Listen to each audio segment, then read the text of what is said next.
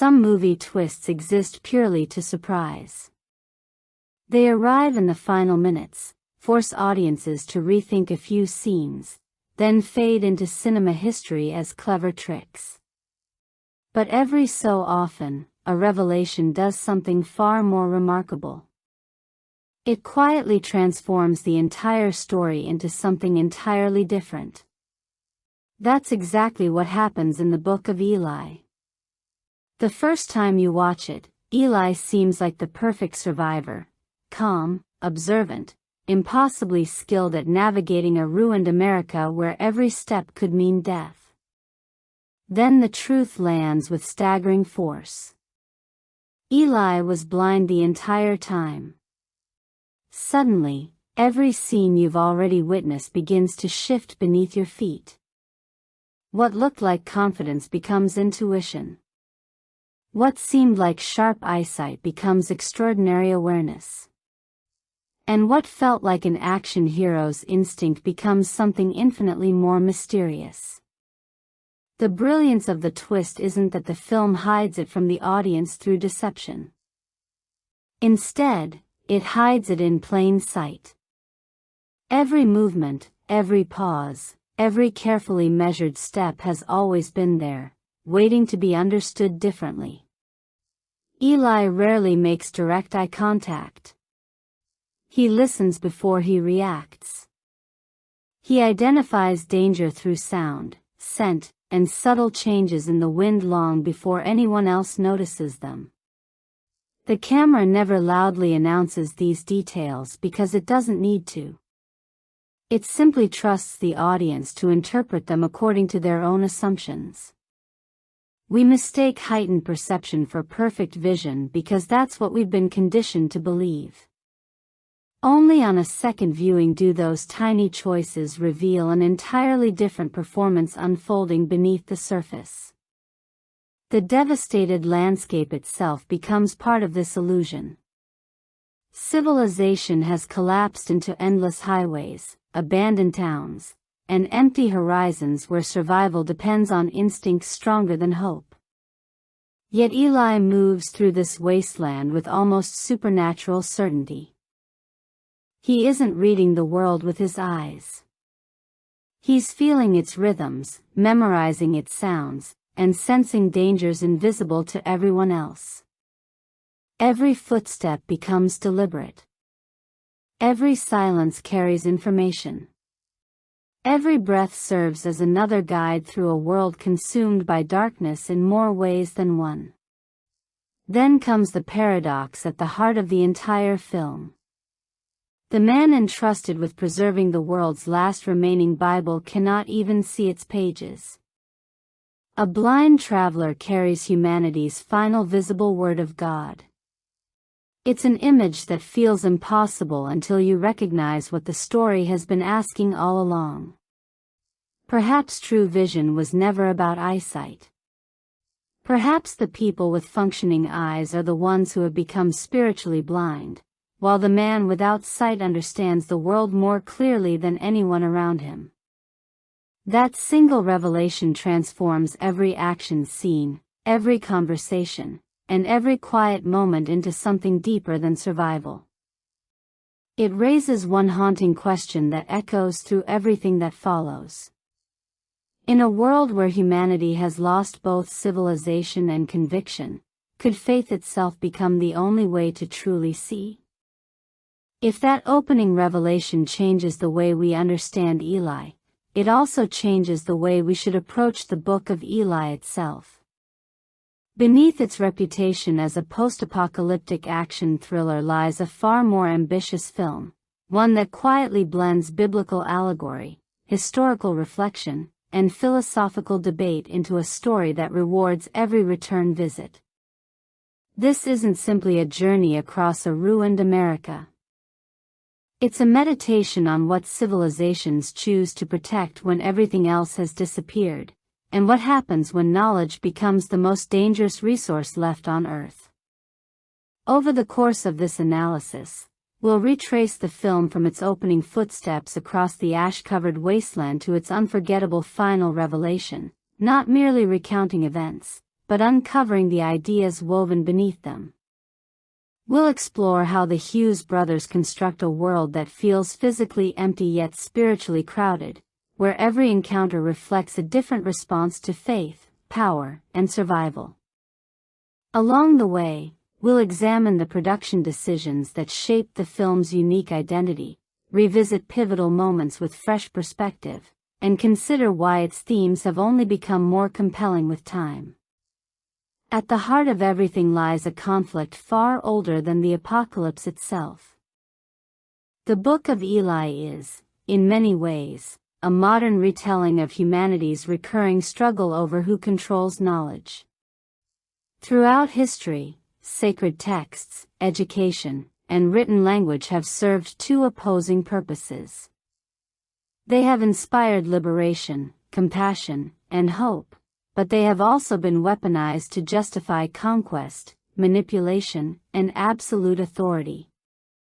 The film distills that timeless battle into a single object carried across a devastated continent, asking whether wisdom belongs in the hands of the powerful or in the hearts of those willing to protect it. We'll also pause to appreciate the remarkable craftsmanship hiding beneath the narrative. The film's muted color grading creates a landscape that appears drained not only of life, but of certainty itself. Its framing quietly plants visual clues that become astonishingly clear after the ending, while recurring motifs involving light, shadows, reflections, and empty spaces reinforce ideas the dialogue never needs to explain. Even seemingly ordinary shots often contain subtle hints, carefully positioned to reward attentive viewers without disrupting the story's momentum. By the time we reach the film's closing moments once again, the goal won't simply be to admire an unforgettable twist. It will be to understand why every creative decision, from character psychology and cinematography to symbolism and sound design, serves a single, unified purpose. The deeper we travel into the Book of Eli, the clearer it becomes that its greatest secrets were never hidden. They were patiently waiting for us to learn how to see them. There's a reason the Book of Eli continues to attract new audiences long after its theatrical release. It arrived during a remarkably specific cultural moment, yet the questions it asks have only grown more relevant. Released in 2010, the film stood at the intersection of two eras. The optimism surrounding rapid technological progress still lingered, but it was increasingly overshadowed by uncertainty. The world was living in the long emotional aftermath of the post-9/11 decade. Economic instability had shaken confidence in familiar institutions, and stories about fractured societies were becoming more than simple entertainment. They felt like thought experiments about how fragile civilization might actually be. That atmosphere gave rise to a distinctive wave of dark, grounded genre cinema. Instead of celebrating futuristic miracles, these films imagined worlds where progress had failed, governments had collapsed, and survival depended on rediscovering forgotten values rather than inventing new technologies. Their landscapes were stripped of comfort, forcing audiences to confront questions that modern life usually allows us to ignore. What would remain if every system we trusted suddenly disappeared? Which pieces of culture would deserve saving? And who would decide what knowledge survives? Those questions resonate because they touch one of humanity's oldest fears.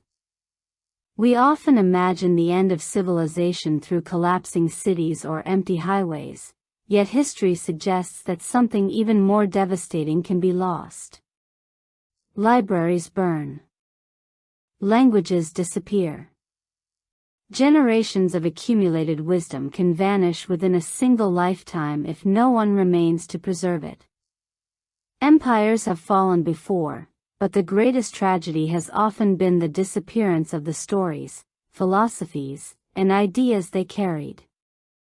The Book of Eli transforms that historical reality into a deeply personal mission, reminding us that the survival of knowledge may matter just as much as the survival of people. Perhaps that's why post-apocalyptic worlds remain endlessly fascinating. They aren't simply fantasies about destruction. They're reflections of our own anxieties, projected into imagined futures. Every ruined city becomes a warning about complacency. Every abandoned road raises uncomfortable questions about political conflict, environmental decline, technological dependence, and the fragile threads holding societies together. We watch these stories hoping to witness survival, but we stay because they quietly challenge us to consider what truly deserves protecting when everything familiar has been stripped away. Within that larger tradition, Eli's journey feels almost timeless. He isn't merely crossing a wasteland from one destination to another. He embodies the ancient archetype of the solitary pilgrim, carrying something infinitely more valuable than wealth or power. His mission echoes myths that have endured across centuries, where a single traveler bears the future of an entire civilization without fully revealing the weight upon his shoulders. That universal quality is what elevates the Book of Eli beyond its era. Long after the dust settles and the final revelation reframes every scene, the film leaves us with an unsettling realization: every generation inherits something worth preserving, and every generation must decide whether it will become its guardian, or allow it to disappear forever. Long before audiences debated its ending or revisited its hidden clues, the Book of Eli began as an unusual idea that seemed almost impossible to categorize. It wasn't a conventional action blockbuster, nor was it a straightforward religious drama. Instead, it occupied the uncertain space between philosophical allegory and post-apocalyptic adventure, asking whether faith could function as both an intimate personal conviction and a force capable of reshaping entire civilizations.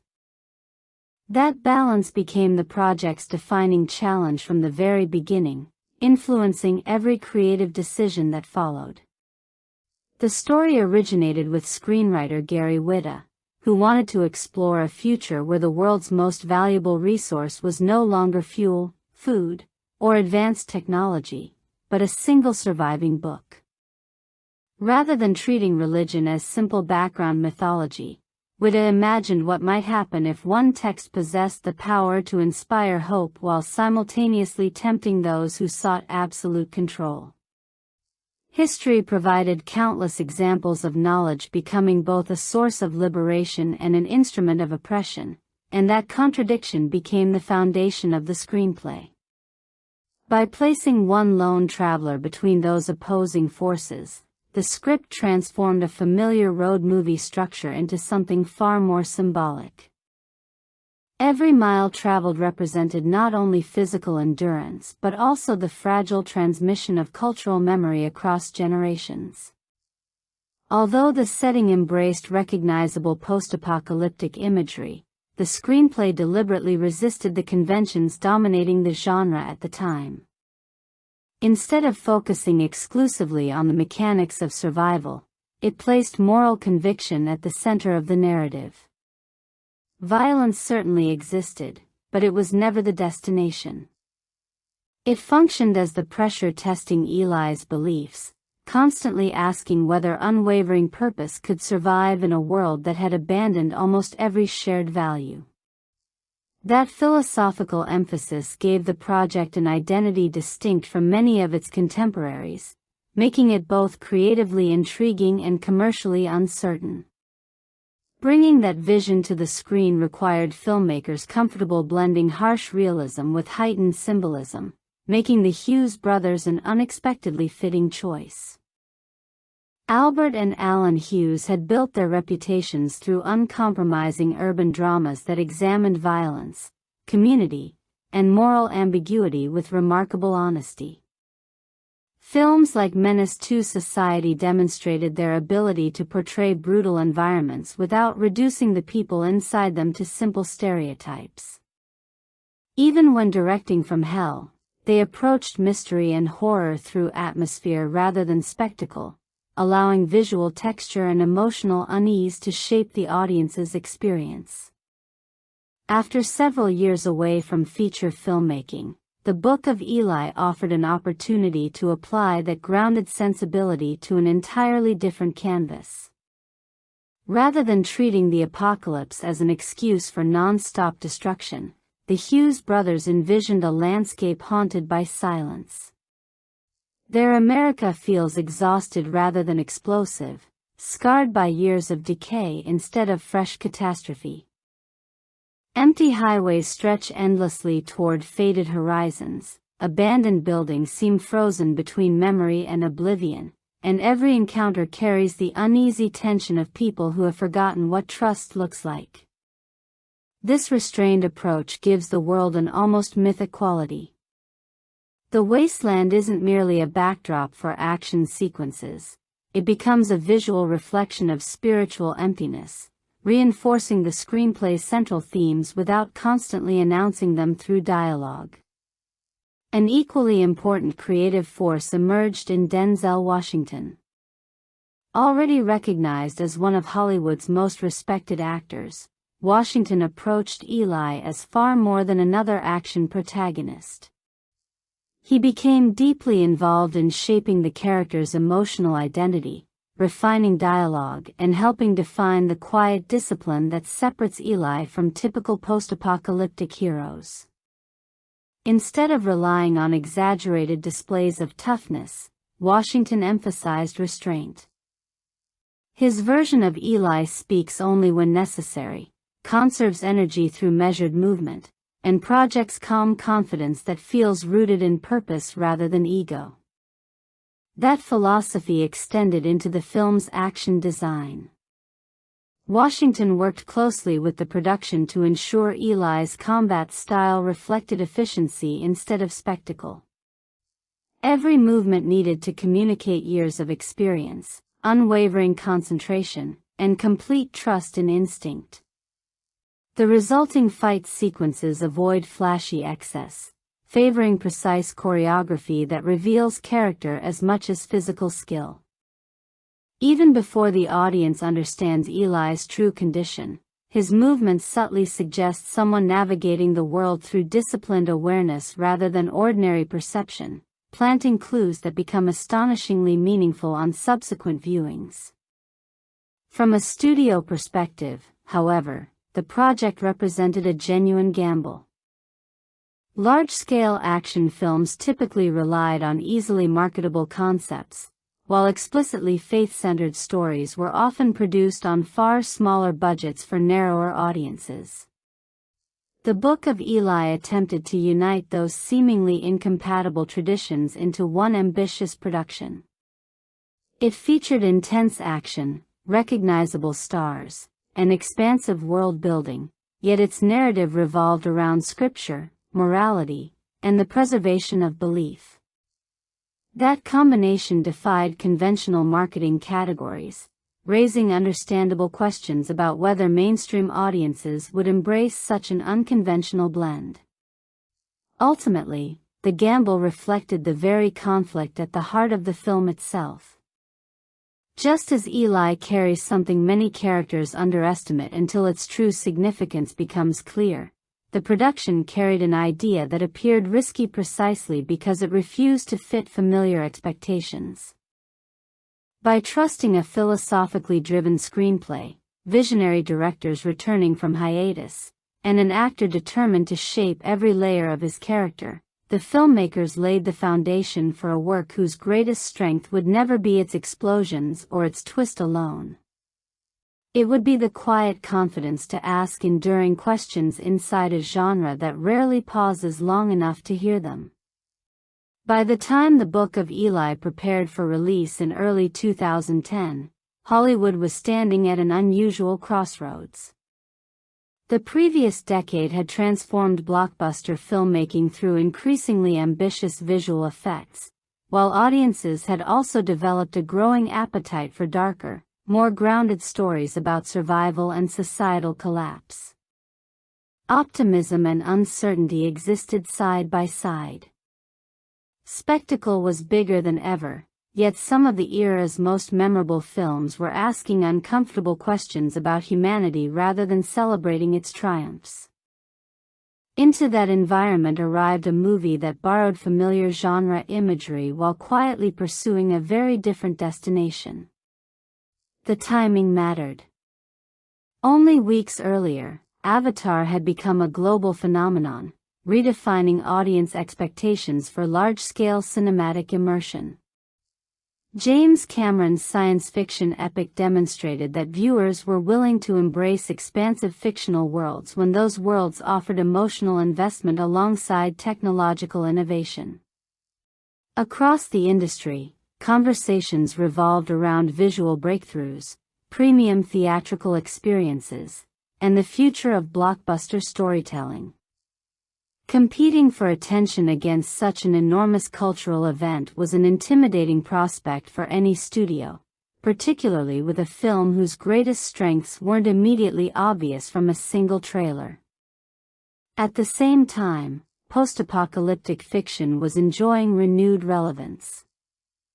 Rather than portraying destruction as exhilarating chaos, many contemporary stories focused on endurance, scarcity, and the psychological cost of surviving after civilization's collapse.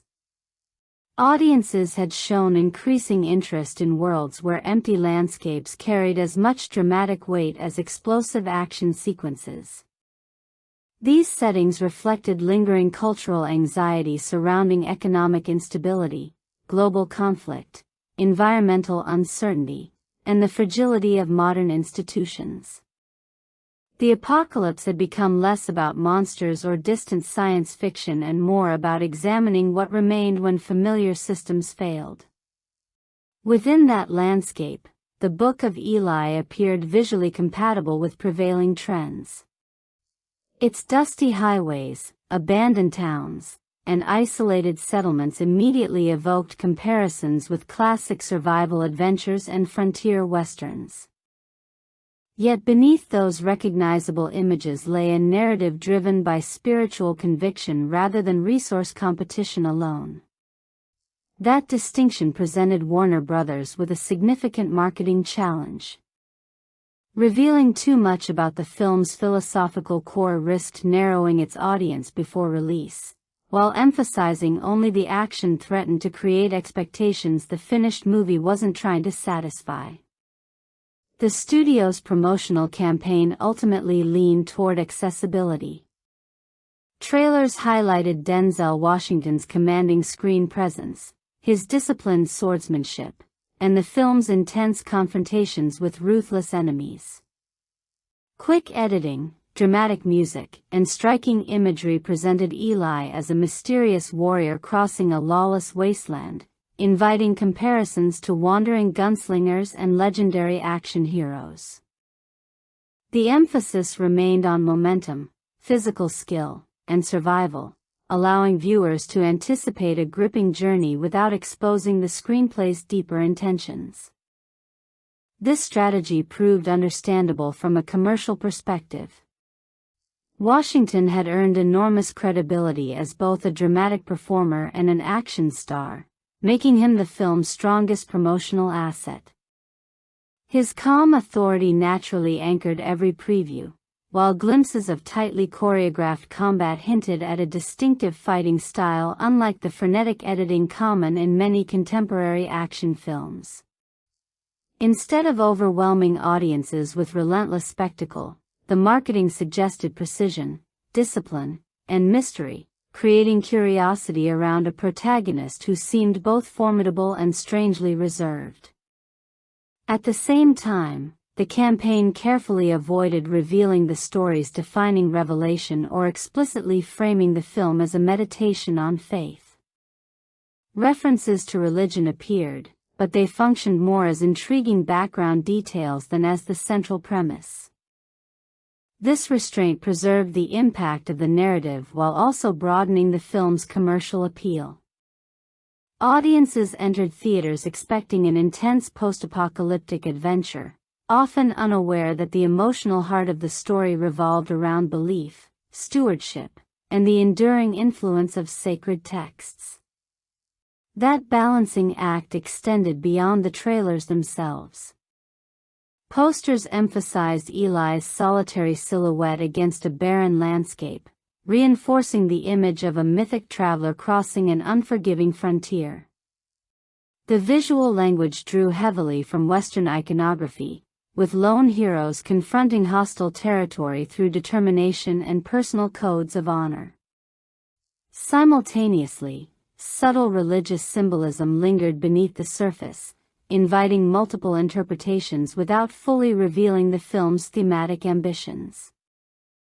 The result was a campaign that promised excitement while quietly preserving its greatest surprises. When audiences finally experienced the complete film, reactions reflected those carefully managed expectations. Many viewers embraced the visceral action, atmospheric world-building, and Washington's commanding performance exactly as advertised.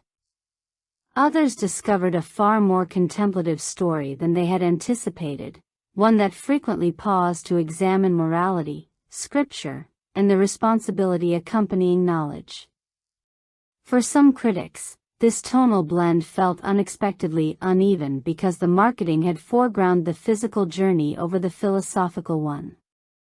Others appreciated that the film attempted something less conventional than another straightforward survival thriller, recognizing its willingness to merge genre entertainment with allegorical storytelling. In hindsight, the contrast between anticipation and reality became part of the Book of Eli's lasting identity. Its promotional campaign successfully invited mainstream audiences into a familiar post-apocalyptic landscape, only for the finished film to reveal itself as something quieter, stranger, and ultimately more reflective. Rather than simply delivering another tale of survival, it challenged viewers to reconsider what true strength looks like when power, knowledge, and faith collide in a world determined to forget them all. Before a single major conflict unfolds, the Book of Eli teaches its audience how to read its world without relying on exposition.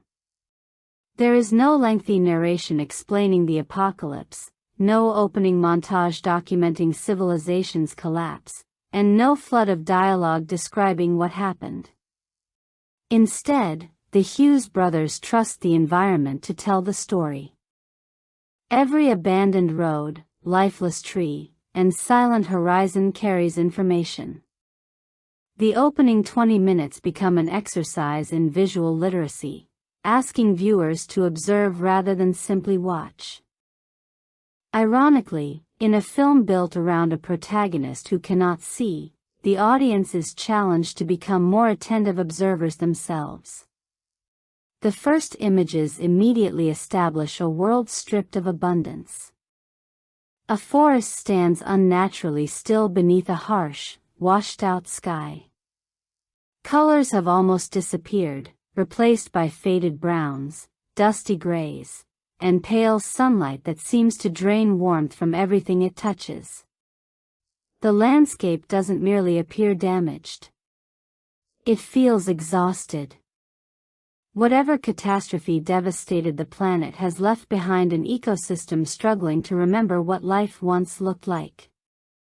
Instead of overwhelming viewers with destruction, the film embraces emptiness, allowing silence to become just as important as spectacle. Into that silence steps Eli. His introduction reveals almost nothing through words yet communicates everything through behavior.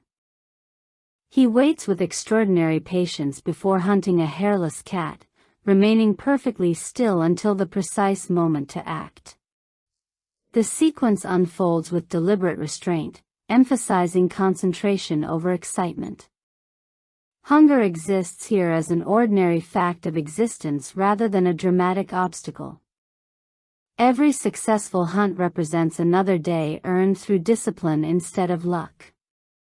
The absence of dialogue forces attention toward movement, rhythm, and routine, encouraging audiences to understand the character through repeated actions rather than spoken explanation. Even this seemingly simple meal quietly establishes the film's larger philosophy. Eli wastes nothing. Every action serves a practical purpose. Survival is not treated as an improvisation but as a carefully maintained system built through countless days of repetition. The audience is watching someone who has transformed necessity into ritual, suggesting that endurance depends less on strength than on consistency. That same mentality continues as Eli discovers the remains of another traveler. In most action films, scavenging from the dead would be presented as a shocking moral compromise. Here, it is simply reality. Boots are too valuable to leave behind, regardless of who wore them before. The scene unfolds without melodrama because sentimentality has become another luxury the apocalypse cannot afford. At the same time, Eli approaches the corpse with remarkable composure. He neither celebrates nor hesitates. He simply accepts the harsh arithmetic of survival, where resources matter more than appearances and practicality outweighs emotion. Yet what truly separates Eli from everyone else is not his toughness. It is his discipline. The film repeatedly emphasizes routines that many survivors would consider unnecessary. He cleans himself whenever possible, carefully prepares food, organizes his belongings, and maintains his equipment with remarkable attention. Hygiene becomes more than cleanliness, it becomes an act of preserving identity. In a world where civilization has crumbled, these habits represent quiet resistance against chaos. Every disciplined gesture says the same thing: the apocalypse may have changed the world, but it has not been allowed to change him. One of the most fascinating details arrives through music. Hidden among his sparse possessions is an aging iPod, its batteries somehow preserved after decades of ruin. As music fills the silence, the film briefly reconnects Eli with a vanished civilization. The songs aren't simply entertainment. They function as emotional archaeology, carrying fragments of a culture that no longer exists. In a landscape almost completely devoid of joy, those familiar melodies become reminders that humanity once created beauty instead of merely fighting to survive. The contrast between modern technology and primitive existence quietly reinforces one of the film's recurring ideas: objects endure only because someone chooses to preserve them. That instinct to preserve reaches its clearest expression through the mysterious leather-bound book Eli guards with unwavering determination. Long before audiences learn its true significance, the film establishes that this object is unlike anything else he carries. His weapons, clothing, and supplies are valuable because they sustain his life. The book is different. It defines his purpose. He protects it instinctively, never allowing strangers near it and treating it with a level of reverence absent from every other possession. The screenplay wisely refuses to explain its importance immediately, allowing curiosity to grow naturally. Viewers understand only one thing with certainty: whatever secrets those worn pages contain are worth risking everything to defend. The Hughes brothers reinforce this mystery through careful framing. The book is rarely displayed openly for long, encouraging audiences to focus on Eli's relationship with it rather than its contents. Its worn leather cover, careful handling, and constant proximity communicate significance without demanding explanation. Like so many elements in the film's opening act, meaning emerges through observation instead of exposition. Eventually, the endless solitude gives way to the first real signs of organized human life. Eli approaches a settlement that appears, at first glance, to offer refuge after miles of desolation. But the atmosphere immediately feels uneasy. Fear hangs over the streets. People move cautiously, conversations remain guarded, and violence lingers just beneath the surface. This isn't the beginning of civilization's recovery. It's another version of collapse wearing the disguise of order. At the center of that fragile system stands Carnegie, a ruler who governs not through hope but through intimidation, scarcity, and carefully maintained authority. Even before the two men meet, the town itself reflects Carnegie's philosophy. Survival belongs to those controlling resources, information, and fear. Eli's arrival therefore becomes more than a traveler reaching another destination. It marks the collision between two fundamentally different worldviews. One man carries power through quiet conviction, while the other seeks it through domination. The wasteland has finally brought them onto the same path, and the silence that defined the opening moments begins to give way to a conflict whose consequences extend far beyond either man's survival.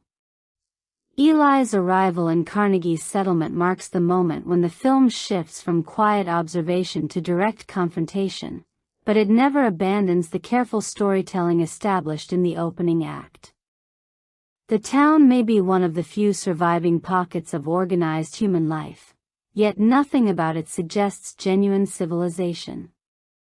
Its streets are filled with weary faces, scavenged structures, and people who have learned that survival depends on obedience rather than freedom. Order exists here, but it has been purchased through fear. The settlement resembles a frontier town stripped of hope, where every resource is rationed, every stranger is watched, and every decision ultimately belongs to one man. Before Eli even encounters that man, however, the film demonstrates exactly why he has survived for so long. The now iconic bar sequence initially appears to follow familiar Western traditions. A mysterious traveler enters hostile territory, attracting unwanted attention from local troublemakers eager to establish dominance. Yet the Hughes brothers staged the confrontation with remarkable restraint. Instead of emphasizing loud heroics, they transformed the fight into a study of controlled violence. Eli never appears eager for conflict. He repeatedly offers opportunities for the situation to end peacefully, communicating through calm words and measured body language that he has no interest in proving himself. Violence becomes the final option rather than the first instinct. When that option finally arrives, it unfolds with startling precision. Much of the sequence is deliberately photographed in silhouette, allowing movement to communicate more than facial expression ever could. Shadows swallow individual details, reducing combat to rhythm, timing, and instinct. Every strike feels economical. Every defensive movement appears rehearsed through years of repetition rather than spontaneous improvisation. The choreography avoids unnecessary flourishes, presenting Eli less as an action hero seeking applause and more as someone solving a problem with ruthless efficiency. The audience isn't invited to celebrate violence for its own sake. Instead, they're asked to admire the discipline required to end it as quickly as possible. This visual approach also serves another purpose that only becomes fully apparent after the ending. By emphasizing silhouettes, spatial awareness, and carefully controlled movement instead of conventional point-of-view shots, the film quietly conceals one of its greatest secrets. Eli's astonishing reflexes seem almost superhuman during a first viewing. On a second watch, they become something else entirely. Every perfectly timed response hints that he is navigating the world through senses extending far beyond ordinary sight. The fight doesn't merely showcase his abilities, it plants evidence for the revelation patiently waiting at the film's conclusion. The sound design strengthens this illusion. Rather than overwhelming the audience with continuous music, the sequence allows footsteps, breathing, shifting bodies, and the scrape of weapons to occupy the foreground. Eli appears to react not only to visible threats but also to subtle changes within the environment itself. The result is combat that feels unusually tactile, grounded in awareness instead of spectacle. Every sound carries information, reinforcing the film's recurring suggestion that perception involves far more than eyesight alone. Word of the mysterious traveler quickly reaches Carnegie. Unlike Eli, Carnegie doesn't command attention through physical movement. His power comes from stillness, confidence, and absolute control over the people surrounding him. Introduced within the relative comfort of his headquarters, he immediately contrasts with the desperate citizens living under his authority. While others struggle for basic necessities, Carnegie has secured food, shelter, clean water, and loyal followers willing to enforce his will. In the wasteland, resources have become currency, and Carnegie understands that controlling necessities ultimately means controlling people.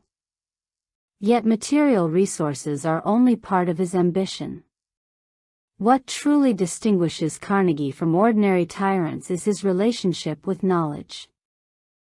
He is one of the rare survivors who can still read, a skill that has become extraordinarily valuable in a world where literacy itself is disappearing. He recognizes that books possess power extending far beyond their physical pages. Ideas shape societies. Stories influence generations. Written words outlive those who create them. Carnegie has witnessed enough of history to understand that authority sustained through fear alone eventually collapses. Lasting empires require belief. That realization explains his relentless search for one specific book. To many survivors, books represent little more than forgotten relics from a vanished civilization. To Carnegie, one particular volume represents the ultimate instrument of influence. He believes that whoever controls its message can command hearts as easily as armies. His obsession isn't driven by personal devotion or spiritual curiosity. It is entirely political. He sees religion not as truth to be followed but as a mechanism capable of organizing fractured societies beneath a single unquestioned authority. In one of the film's most compelling ironies, Carnegie understands the transformative power of Scripture without embracing the values it teaches. This ideological conflict begins to emerge through Solara, whose introduction provides a striking emotional contrast to the harsh environment surrounding her. Raised under Carnegie's rule, she has known little beyond survival, submission, and limited opportunity. Yet from her very first conversations with Eli, she senses something profoundly unfamiliar. He moves through the world without the desperation that defines everyone else. His calm isn't ignorance of danger. It's confidence rooted in purpose. That inner peace fascinates her because it cannot be explained by material circumstances. Eli possesses fewer resources than nearly anyone in town, yet he carries himself with remarkable dignity. He neither flatters Carnegie nor fears him. He accepts hardship without bitterness and refuses to surrender his principles for temporary comfort. For Solara, accustomed to measuring strength through intimidation, Eli embodies an entirely different kind of power, one that originates from conviction rather than control. Their conversations subtly reveal this contrast. Eli rarely attempts to persuade others through grand speeches. Instead, his actions consistently reinforce the beliefs guiding him. Even simple gestures, offering gratitude, speaking respectfully, or maintaining self-discipline, feel almost revolutionary within Carnegie's settlement. The film carefully suggests that genuine influence often spreads through quiet example rather than forceful persuasion. Inevitably, Carnegie discovers that Eli may possess exactly what he has spent years searching for. The tension between them immediately extends beyond ordinary rivalry. Carnegie offers comfort, protection, and opportunity, believing every traveler eventually recognizes the advantages of serving established power. Eli refuses without hesitation. His journey cannot be purchased, redirected, or negotiated because it was never motivated by personal ambition. The leather-bound book remains beyond Carnegie's reach, protected by someone who values its meaning more than his own safety. That refusal ignites the story's central conflict. Two men now pursue the same object for completely opposite reasons. One believes knowledge exists to liberate the human spirit. The other believes knowledge achieves its greatest value when used to command those unable to question it. From this moment forward, every confrontation becomes more than a battle for possession. It becomes a struggle over what civilization itself should become if humanity is ever given the chance to begin again. Once Eli leaves Carnegie's town, the story expands beyond a struggle for survival into a relentless pursuit driven by obsession. The open road, which initially represented freedom and purpose, gradually transforms into contested ground where every mile carries increasing danger. Until now, Eli has traveled alone, accountable only to the mission guiding his footsteps. That solitude, however, begins to change. Circumstances place another life beside his own, forcing him to confront responsibilities extending beyond the sacred burden already resting in his pack. Solara's decision to follow Eli is not born from rebellion alone. It grows from curiosity. Throughout her life she has existed within Carnegie's carefully controlled world, where violence determines authority and hope rarely extends beyond tomorrow's meal. Eli represents the first person she has encountered whose identity is not defined by fear. His discipline, patience, and unwavering sense of purpose challenge everything she has accepted as normal. Rather than offering promises of a better future, he simply lives according to principles she has never witnessed before. Sometimes the most persuasive argument is not a speech but a life consistently lived. Their early journey together reveals how dramatically their experiences differ. Solara approaches the wasteland with understandable uncertainty, still shaped by the habits of dependence encouraged inside Carnegie's settlement. Eli, by contrast, treats every decision as part of an established routine. He observes before acting, conserves resources instinctively, and rarely wastes either movement or words. The film quietly positions him as a mentor without ever reducing him to a conventional teacher. Lessons emerge naturally through shared experience rather than formal instruction, allowing Solara to discover resilience instead of merely hearing it explained. One of the most intimate moments arrives during a rare pause in their journey. Removed from immediate danger, Solara witnesses Eli reading from the mysterious leather-bound book that has remained protected throughout the film. Expecting to see ordinary printed pages, she instead encounters something entirely unfamiliar. The text is composed of raised dots arranged in patterns she cannot understand. The revelation passes quietly, almost without dramatic emphasis, yet it introduces an important layer of mystery. The audience still lacks the knowledge needed to interpret what they're seeing, but curiosity deepens. The book remains sacred, although its physical form now raises questions that will linger until the film's closing moments. Equally significant is what Eli chooses to share. Rather than guarding every word for himself, he teaches Solara a simple prayer. The exchange unfolds with remarkable tenderness, standing in deliberate contrast to the brutality surrounding them. There are no elaborate sermons or attempts to force belief upon her. Eli simply offers words that have sustained him, inviting reflection instead of demanding agreement. For Solara, who has grown up under Carnegie's manipulation, this approach feels completely foreign. She experiences faith not as a weapon of control but as a source of inner peace, marking one of the earliest moments in which she begins separating genuine spirituality from the distorted version represented by tyranny. This quiet conversation accomplishes something deeper than character development. It illustrates how knowledge survives across generations. Preservation alone is never enough. Wisdom continues living only when it is willingly shared. Eli's mission has always involved protecting the book, but these moments reveal that its true purpose extends beyond safeguarding physical pages. Ideas achieve lasting influence through people, not objects.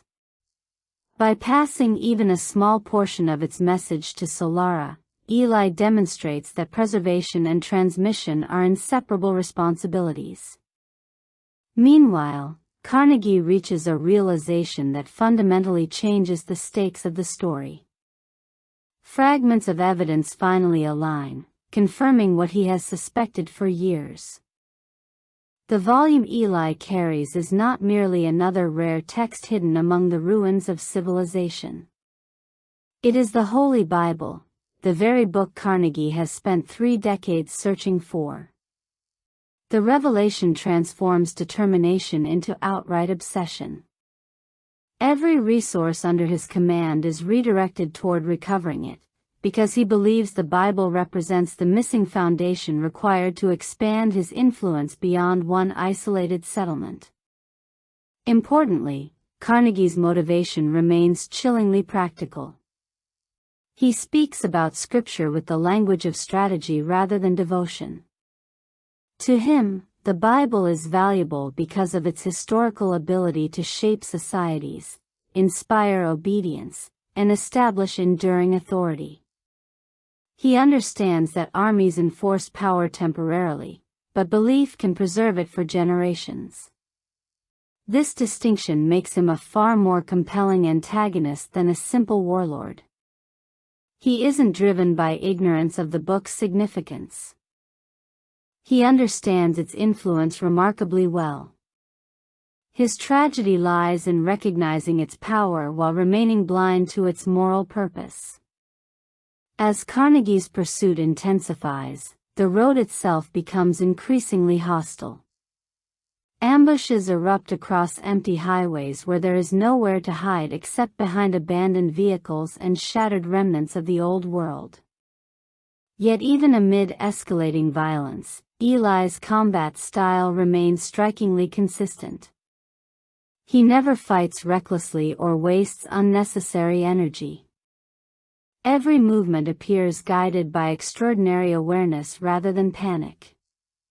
Bullets fly, enemies surround him, and chaos erupts with frightening speed, but Eli continues responding with calm precision that borders on the miraculous.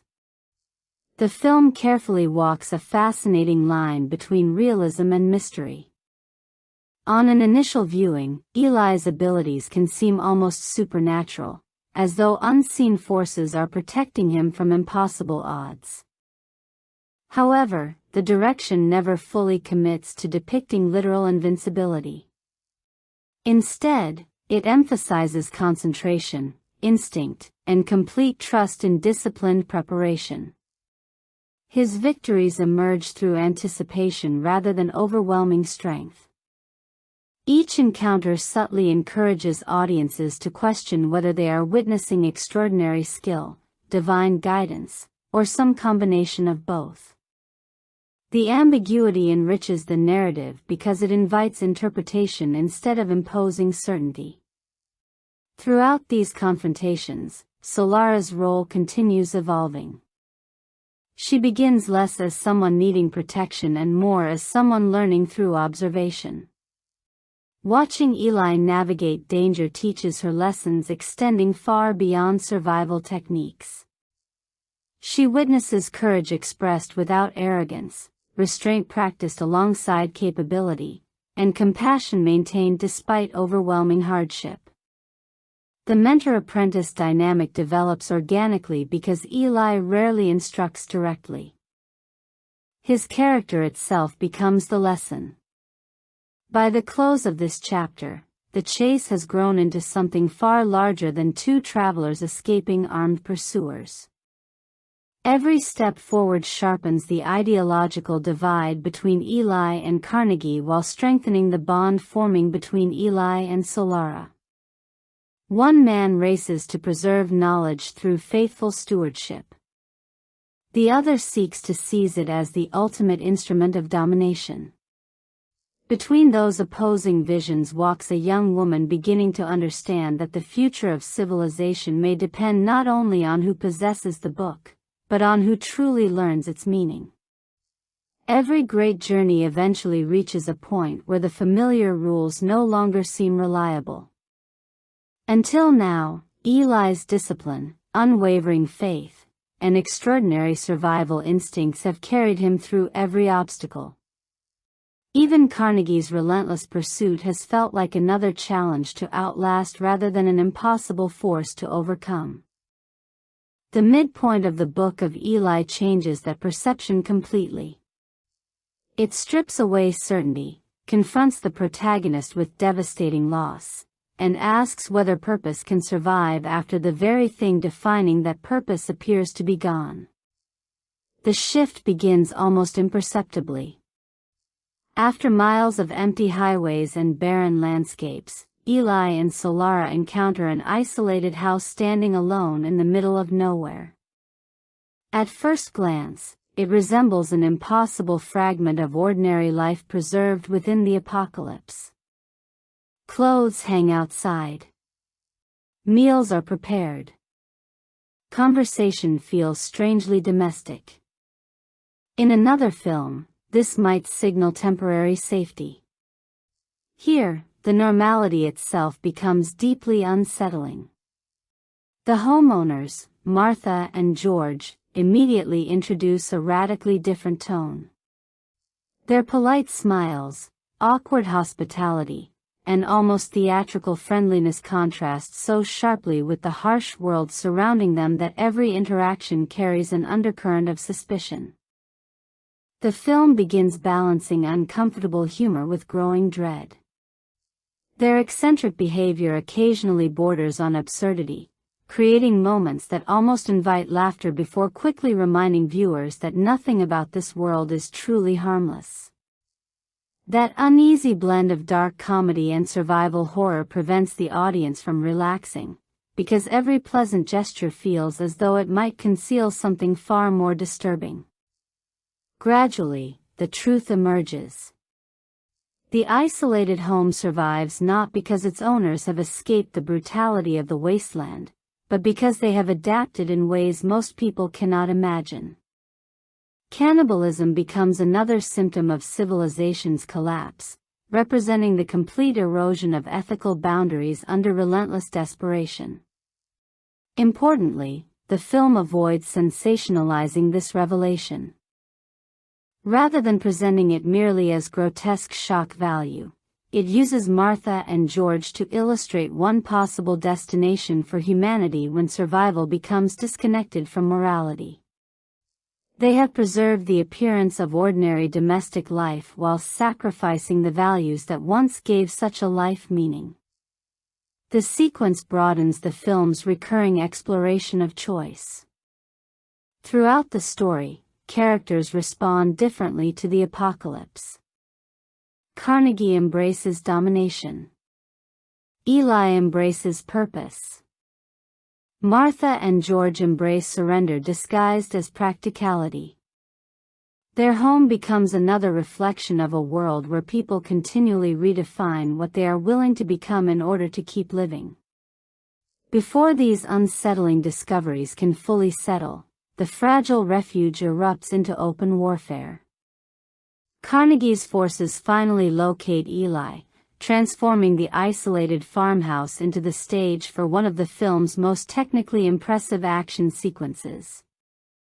What begins as tense negotiation quickly explodes into sustained violence, with bullets tearing through walls that moments earlier symbolized fragile normality. The contrast is striking. A home that briefly suggested civilization is reduced to splintered wood, shattered glass, and collapsing structure within minutes, visually reinforcing how impossible lasting peace has become in this world. The Hughes brothers stage much of the assault with remarkable fluidity, allowing extended stretches of action to unfold with an almost continuous visual rhythm. Instead of fragmenting every exchange through frantic editing, the camera frequently observes the battle as space itself transforms around the characters.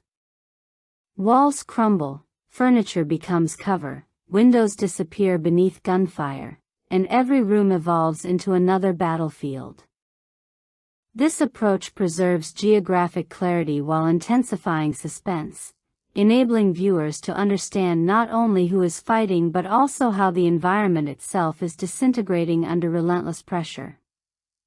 Amid the chaos, Eli continues demonstrating the extraordinary precision that has defined him from the beginning. His movements remain calm despite overwhelming odds, reinforcing the remarkable discipline separating him from ordinary survivors. Yet the film quietly signals an important change. Victory no longer feels inevitable. Fatigue accumulates. Resources diminish. Even the most capable individual cannot indefinitely overcome impossible numbers through skill alone. That reality arrives with devastating finality. Carnegie himself pulls the trigger, shooting Eli and bringing the relentless pursuit to what appears to be its inevitable conclusion. The moment lands with tremendous emotional weight precisely because the film has spent so much time establishing Eli as almost untouchable. Suddenly, mortality reasserts itself. Blood replaces confidence. Strength gives way to vulnerability. The mythic traveler who seemed protected by destiny now collapses like any other human being. Even more painful than the physical wound is what follows. Carnegie finally claims the object that has driven the entire conflict. The locked Bible, protected across countless miles and defended through unimaginable sacrifice, passes into the hands of the one person Eli has struggled most desperately to prevent from possessing it. For Carnegie, this is the culmination of 30 years of obsession. Every compromise, every act of cruelty, and every calculated decision appears justified in the moment he finally holds the sacred volume. His triumph feels almost complete, not because he has defeated Eli physically, but because he believes he has secured absolute control over humanity's future. For the audience, however, the emotional impact extends beyond simple defeat. Everything defining Eli's existence seems to have been stripped away simultaneously. He has lost the book entrusted to him, suffered a seemingly fatal injury, and become separated from Solara, who falls back into Carnegie's control. The mission that gave meaning to every step across the wasteland appears irretrievably broken. By conventional storytelling standards, this is the point where hope should disappear. Yet the Book of Eli deliberately refuses that expectation. Mortally wounded and carrying almost nothing of what once sustained him, Eli rises and continues walking west. It is one of the film's quietest yet most profound moments. Logic argues that the journey is over. Physical evidence suggests failure is unavoidable. But Eli's determination has never depended solely on visible success. His faith exists independently of circumstance. Even after losing the object he devoted his life to protecting, he refuses to abandon the purpose behind it. The road stretches ahead exactly as it always has, and despite every reason to stop, he places one foot in front of the other. That decision transforms the midpoint from a story of defeat into a deeper examination of belief itself.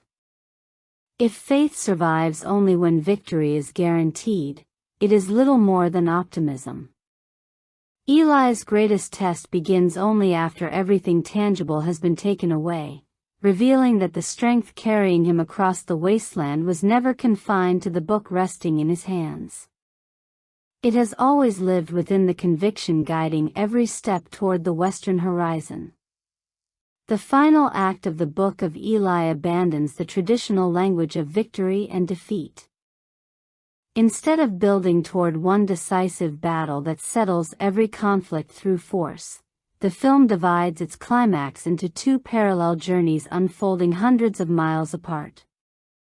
One follows a man who finally possesses the object he has pursued for decades. The other follows a man who appears to have lost everything except the conviction that first set him on the road. By allowing these stories to unfold simultaneously, the film transforms its conclusion into something richer than a simple confrontation between hero and villain. It becomes a meditation on the difference between ownership and understanding. Back in Carnegie's settlement, anticipation quickly gives way to frustration. After sacrificing countless lives to obtain the leather-bound Bible, Carnegie prepares to unlock the source of power he believes will secure his empire forever. For years he has imagined this moment. Every compromise, every act of brutality, and every calculated manipulation has been justified by the promise that one sacred book could finally grant him unquestioned authority over the desperate people surrounding him. When the cover finally opens, however, triumph dissolves into disbelief. The pages are filled with unfamiliar patterns of raised dots instead of ordinary printed text. The Bible is written entirely in Braille. It is one of the film's most devastating ironies. Carnegie spent decades pursuing a book whose influence he fully understood, yet he never imagined that possessing it would not be enough. His literacy, once presented as a rare advantage in the post-apocalyptic world, suddenly proves meaningless. He can read words, but not these words. The very object he believed would complete his reign becomes an impenetrable mystery resting helplessly in his own hands. More importantly, the revelation exposes the limits of Carnegie's philosophy. Throughout the story he has treated knowledge as property, assuming that control over an object automatically grants control over its meaning. The Bible silently disproves that belief. Wisdom cannot simply be seized through violence. Its value depends upon comprehension, humility, and the willingness to receive rather than merely possess. Carnegie acquires the physical book while remaining spiritually incapable of accessing what it contains. The collapse of his authority extends beyond symbolic defeat.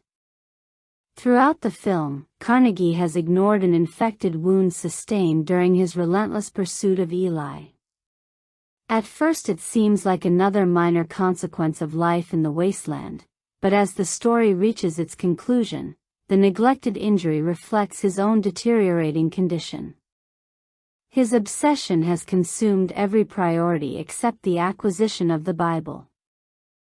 Now the infection advances beyond recovery, quietly reminding viewers that even the most carefully maintained empire cannot protect its ruler from mortality. Surrounded by followers and resources, Carnegie ultimately confronts the same unavoidable human vulnerability affecting everyone else. His empire begins unraveling for reasons far deeper than physical illness. The authority he sought to strengthen depended upon controlling something he never truly understood. Once that illusion collapses, so too does the certainty supporting his rule. The man who believed himself destined to shape civilization's future discovers that power built upon manipulation contains the seeds of its own destruction. Meanwhile, far to the west, Eli continues walking. Every step appears increasingly difficult. His wound has grown severe, exhaustion shadows every movement, and the destination sustaining him for 30 years seems almost beyond reach. Yet the journey finally arrives at one of the film's most unexpected sanctuaries. On Alcatraz Island, removed from the violence consuming the mainland, a small community quietly preserves fragments of humanity's intellectual and cultural heritage. Books are protected rather than destroyed. Knowledge is copied rather than hoarded. Instead of ruling through fear, the people there dedicate themselves to ensuring civilization's memory survives whatever future may come. The choice of location carries profound symbolic weight. Once known primarily as a prison, Alcatraz now becomes a refuge for ideas instead of prisoners. A place historically associated with confinement is transformed into one devoted to preservation and renewal. The setting subtly reinforces the film's recurring suggestion that history constantly reshapes the meaning of places, objects, and institutions according to the values people choose to uphold. Inside the print shop, Eli finally fulfills the mission guiding every mile of his remarkable journey. Because the Bible itself has been lost, there is only one remaining source from which it can be restored: his memory.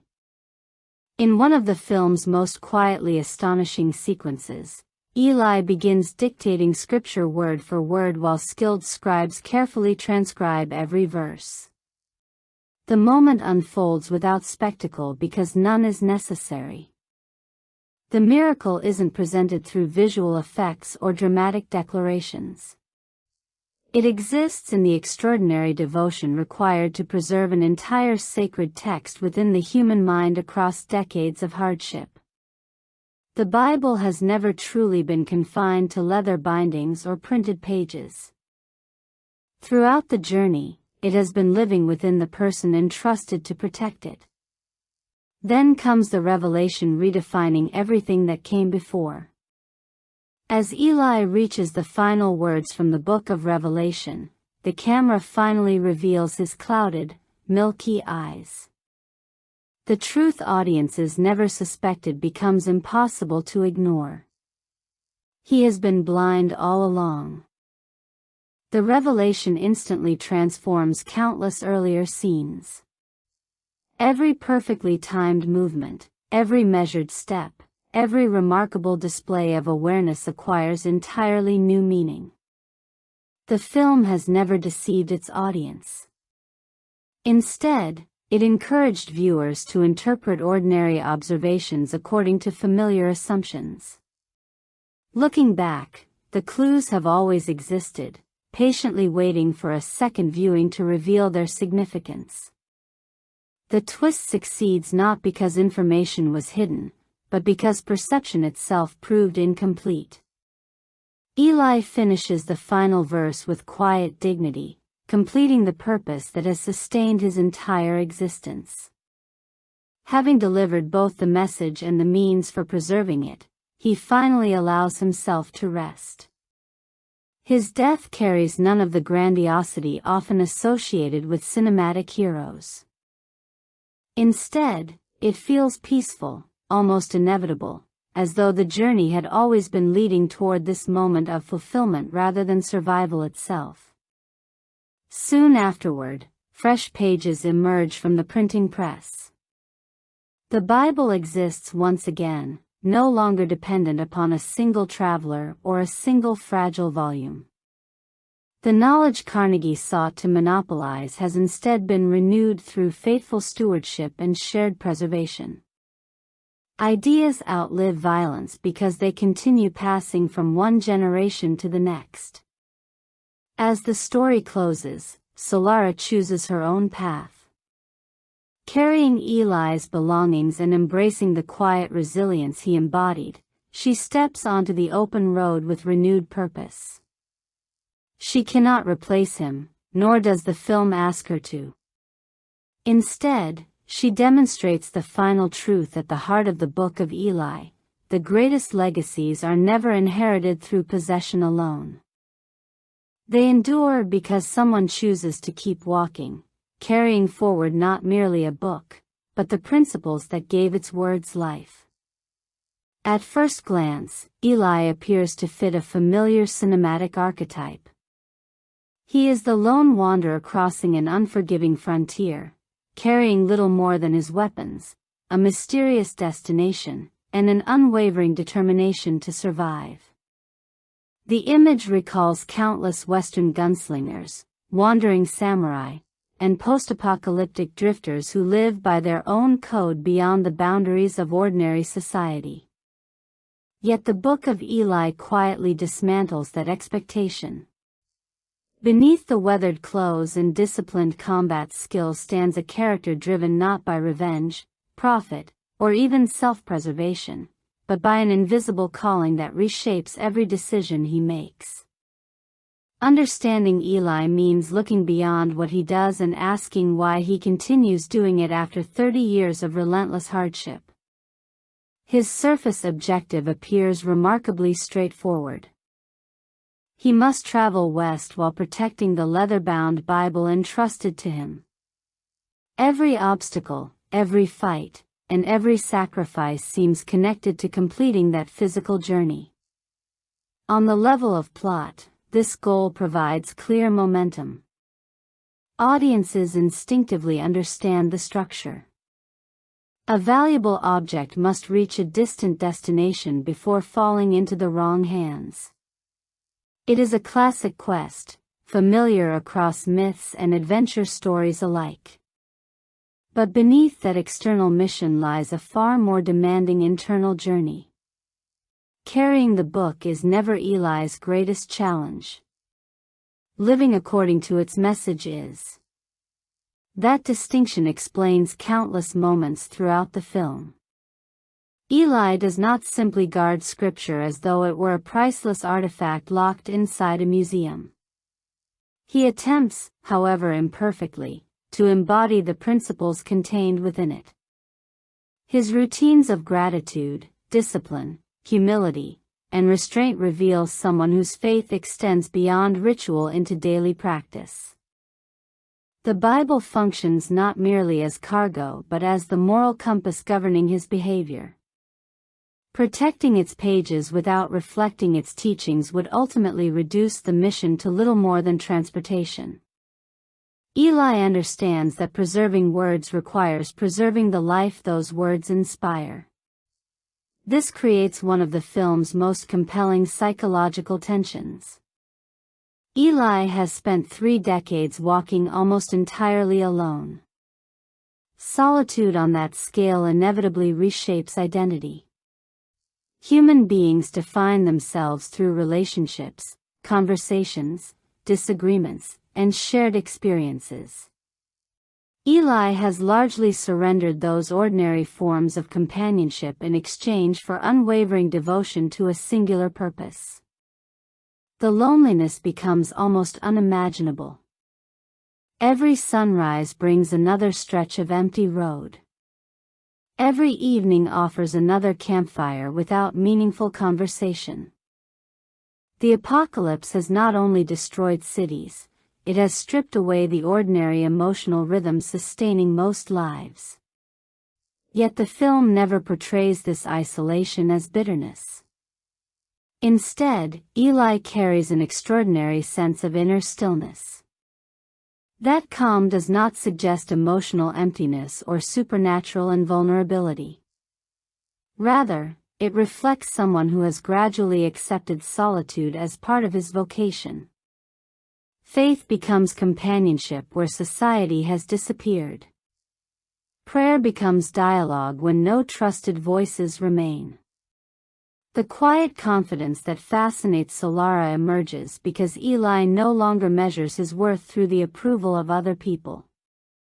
His purpose exists independently of recognition, making him unusually resistant to intimidation, temptation, or despair.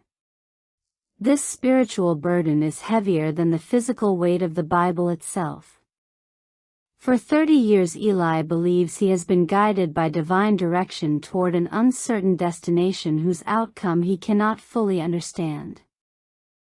Such conviction demands extraordinary trust. There are no guarantees waiting around the next corner, no visible proof that every sacrifice will ultimately matter. He continues walking because obedience has become an act of faith rather than certainty. In psychological terms, this unwavering commitment gives his life remarkable coherence. Every hardship acquires meaning because it belongs to something larger than personal comfort. At the same time, that commitment produces the central paradox defining his character. Eli is both deeply compassionate and astonishingly lethal. Few protagonists embody such apparent contradictions so completely. Before eating, he pauses to offer quiet thanks. He treats strangers with respect whenever possible. He shares wisdom without arrogance and consistently avoids unnecessary conflict. Yet when violence becomes unavoidable, he responds with breathtaking efficiency. Enemies are dispatched swiftly, limbs severed without hesitation, and battles concluded through absolute precision. The contrast can initially feel startling. How can someone devoted to preserving sacred teachings also become one of the film's deadliest warriors? Rather than avoiding this contradiction, the Book of Eli deliberately confronts it. The film never suggests that violence itself is virtuous. Eli repeatedly demonstrates a preference for peace, offering opponents opportunities to withdraw before drawing his weapon. Combat functions as reluctant necessity rather than personal expression. He does not enjoy killing, nor does he seek opportunities to display superiority. Violence exists solely because the world surrounding him has become governed by individuals willing to destroy others for power. In such an environment, refusing to defend the mission would not represent moral purity. It would mean allowing fear and oppression to triumph unopposed. This moral complexity echoes centuries of philosophical debate surrounding the relationship between faith and force. Can violence ever serve a righteous purpose? Does protecting innocent lives justify taking guilty ones? The film wisely avoids simplistic answers. Instead, it invites viewers to wrestle with the uncomfortable reality that Eli inhabits a civilization where ideal choices have almost entirely disappeared. His actions remain ethically troubling precisely because the story refuses to romanticize them. Significantly, Eli's greatest victories rarely occur through combat at all. His most transformative moments involve patience, forgiveness, and example rather than physical dominance. Solara's admiration grows because of his character, not his swordsmanship. The Bible ultimately survives because of memory and devotion, not battlefield success. Even Carnegie's defeat results less from military failure than from spiritual misunderstanding. These narrative choices gradually shift the audience's attention away from Eli's effectiveness as a warrior toward his effectiveness as a witness to something greater than himself. By the film's conclusion, that evolution reaches its fullest expression. Early in the story, Eli understands his responsibility primarily as guarding the book against external threats. His instinct is protective, defensive, and deeply personal. Yet as events unfold, he comes to embody a more profound truth. Preservation is not achieved by clinging indefinitely to an object. It is accomplished through sacrifice, ensuring its message survives beyond one's own lifetime.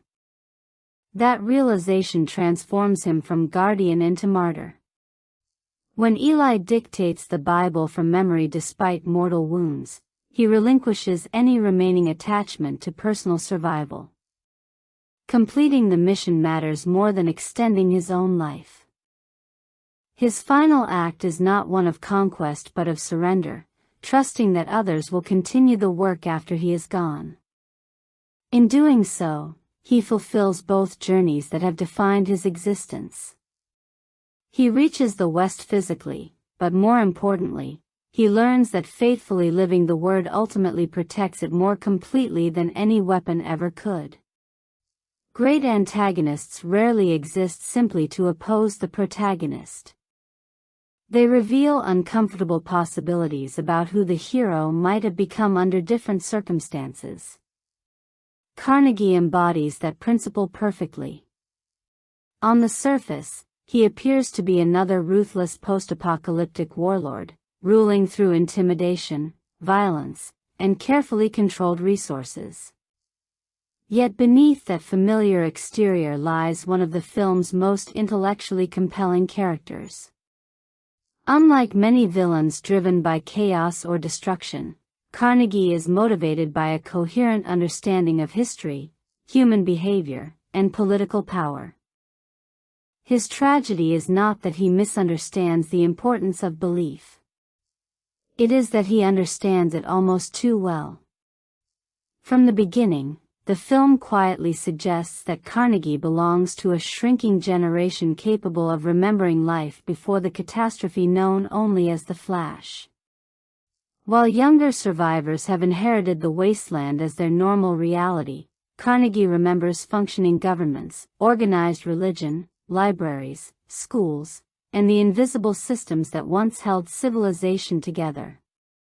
Those memories grant him a perspective unavailable to most people around him. He has witnessed both the heights of human achievement and the speed with which they disappeared. That experience shapes every decision he makes. Unlike scavengers concerned only with tomorrow's survival, Carnegie thinks historically. He understands that civilizations are not sustained by food alone. They endure because people collectively believe in laws, traditions, institutions, and stories larger than themselves. Strip away those shared narratives, and societies fragment into isolated individuals competing for immediate survival. Carnegie has watched that process unfold firsthand, leaving him convinced that rebuilding the world requires more than gathering supplies or constructing walls. It requires reclaiming the mechanisms capable of organizing human behavior. This insight makes him extraordinarily dangerous. Throughout the film, Carnegie repeatedly demonstrates an unusually sophisticated understanding of psychology. He recognizes that fear can secure obedience, but only temporarily. People eventually rebel against rulers who offer nothing beyond punishment. Hope, however, creates far more durable loyalty. Human beings naturally seek meaning within uncertainty. The reality proves considerably darker. He desires Scripture precisely because he has observed its historical influence across generations. He believes that whoever controls its interpretation can shape public behavior more effectively than armies ever could. Force compels actions. Belief transforms identities. Carnegie intends to possess both. In many ways, he reads history accurately. Across civilizations, sacred texts have undeniably inspired extraordinary acts of compassion, education, artistic achievement, and social reform. They have also, at various points, been used to justify conquest, persecution, and political domination. Carnegie recognizes this dual legacy without acknowledging the ethical responsibility accompanying it. He reduces faith to administration, treating spiritual conviction as another resource to distribute strategically. The sacred becomes merely useful. This utilitarian worldview places him in direct philosophical opposition to Eli. Both men understand that words possess transformative power. Both appreciate the enduring influence of ideas long after governments collapse. Both devote enormous sacrifices to protecting what they believe matters most. Yet their motivations diverge completely. Eli serves the message. Carnegie seeks to master it. Eli accepts that truth places demands upon the individual. Carnegie insists that truth should serve the ambitions of whoever possesses authority. Their conflict is therefore never simply about ownership of a book. It concerns the relationship between power and meaning itself. Gary Oldman's performance gives this ideological struggle remarkable complexity. Rather than portraying Carnegie as explosively cruel in every scene, he frequently projects measured intelligence and unsettling patience. His calm conversations often feel more intimidating than his violent outbursts because they reveal someone constantly calculating several moves ahead. He listens carefully, observes human weaknesses, and understands precisely which emotional pressure points to exploit. Even moments of apparent kindness often conceal strategic intent, reinforcing the impression of a leader who views every relationship through the lens of utility. Yet beneath this intelligence lies an equally powerful flaw. Carnegie's greatest weakness is not ignorance but ego. His confidence in his own understanding gradually evolves into certainty that every valuable object can ultimately be possessed, every obstacle overcome, and every person manipulated. Because he correctly identifies the Bible's historical significance, he assumes that acquiring it will automatically grant the authority he desires. He mistakes knowledge about power for genuine wisdom. In doing so, he overlooks the possibility that some forms of understanding cannot be seized through conquest alone. This arrogance explains why the Braille revelation devastates him so completely. The moment transcends practical frustration over an unreadable text. It represents the collapse of an entire philosophy. Carnegie believed reality itself could be controlled through sufficient planning, violence, and determination. Instead, he discovers that the one object around which he built decades of ambition remains inaccessible despite finally resting in his hands. His intellect carried him almost to the summit, but pride prevented him from recognizing the limitations of control. The infection consuming his body reinforces this symbolic downfall. Throughout the story, Carnegie focuses relentlessly on external domination while neglecting the deterioration occurring within himself. The untreated wound becomes a physical manifestation of spiritual decay. His empire appears stable from the outside even as its foundations quietly weaken, mirroring the internal corruption produced by obsession and unchecked ambition. On a broader thematic level, Carnegie represents something larger than one individual. He embodies the recurring tendency of imperial states and authoritarian systems to appropriate sacred traditions in pursuit of political legitimacy. Across history, rulers have frequently recognized that religious authority can strengthen temporal authority when carefully managed. By presenting themselves as guardians of divine truth, governments often transform spiritual devotion into instruments of social control. The film never argues that sacred texts inevitably produce oppression. Instead, it warns that their influence depends profoundly upon the intentions of those interpreting them. In that sense, Carnegie functions as Eli's perfect mirror image. Both men dedicate their lives to the same book. Both understand its unparalleled influence over human civilization. Both are willing to sacrifice almost everything in pursuit of their mission. The crucial difference is that Eli believes the word should shape the individual, while Carnegie believes the individual should shape the word to secure power.